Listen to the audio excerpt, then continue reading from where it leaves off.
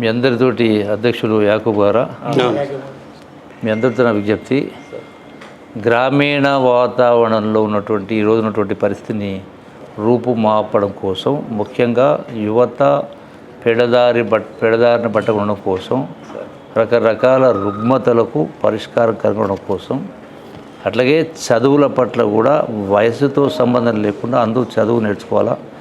70 సంవత్సరాల తర్వాత ఇంకా వేలిముద్ర వేసే పరిస్థితి ఉంది. కాబట్టి వీటిపైన ప్రేరణనిచ్చేటువంటి బుక్స్, అట్లాగే జాతీయవాదం, దాంతోపాటుగా ఆనాటి మహానుభావులు ఎవరైతే ఉన్నారో, దేశ స్వాతంత్రం కోసం పోరాడిన వాళ్ళు కావచ్చు, ధైర్య సాహసాల విషయాలు కావచ్చు, త్యాగ నిరతికి సంబంధించి కావచ్చు, వీటన్నిటికి సంబంధించినటువంటి ఏ పుస్తకాలు అయితే బాగుంటాయో ఆ పుస్తకాలన్నింటినీ కూడా మీరు వాటి పేర్లు లిస్టు తయారీకరించి ప్రతి గ్రామంలో ఇది యువజన క్లబ్స్ కావచ్చు, లైక్ యూత్ క్లబ్స్ కావచ్చు, గ్రామ పంచాయతీలు కావచ్చు, మహిళా సంఘాలు కావచ్చు, ఈ బుక్స్ని పెట్టడం కోసం మా కల్చరల్ డిపార్ట్మెంట్ ద్వారా 1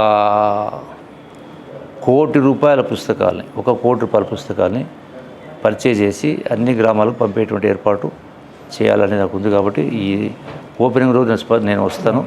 మీరు ఆ లిస్ట్ అనేది తయారు చేసి ఏవైతే బాగుంటుంది ఆ పని ఇచ్చేది, ఆలోచన విధానం మార్చేది ఉంటుందో సో వాటిని సెలెక్ట్ చేసి పెట్టండి. మా కల్చరల్ డిపార్ట్మెంట్ ద్వారా ఆ బుక్స్ కొని అక్కడ పెట్టించేటువంటి ఏర్పాటు చేస్తాం.